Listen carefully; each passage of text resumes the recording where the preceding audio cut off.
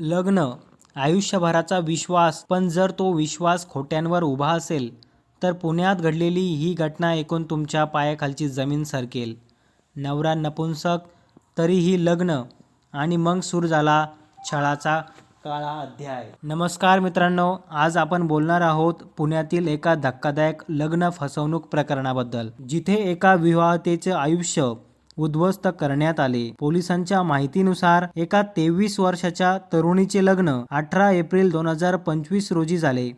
लग्नानंतर काही दिवसातच तिला एक धक्कादायक सत्य समजले. तिचा नवरा नपुंसक होता आणि ही माहिती जाणून बुजून तिच्यापासून लपवण्यात आली होती. तिने जेव्हा या विषयावरती पती आणि सासरच्यांशी चर्चा करण्याचा प्रयत्न केला तेव्हा अनपेक्षित तिला समजूत मिळाली नाही, तर मिळाल्या आणखीन धमक्या. तक्रारीनुसार पती, सासू-सासरे, नणंदेचा नवरा आणि इतर नातेवाईक सर्वांनी मिळून तिला मानसिक त्रास दिला, शिवीगाळ केली, बदनामी करण्याचा प्रयत्न केला आणि हे कुणाला सांगितलं तर गंभीर परिणाम होतील अशी धमकी सुद्धा दिली. इतकंच नाही तर तिच्यावर खोटे चारित्र्याचे आरोप देखील करण्यात आले. शेवटी कंटाळून पीडित महिलेने पुण्यातील समर्थ पोलीस ठाण्यात तक्रार दाखल केली. पोलिसांनी लग्न फसवणूक, मानसिक छळ, धमकी या आरोपाखाली पतीसह सासऱ्यांच्या 6 जणांविरोधात गुन्हा दाखल केला आहे. सध्या पोलीस पुढील तपास करत आहे. मित्रांनो, लग्न म्हणजे नुसता सोहळा नाही, तो 2 आयुष्यातील करार असतो. जर सत्य लपवून लग्न केलं तर हे फक्त चुकीच नाही तर एक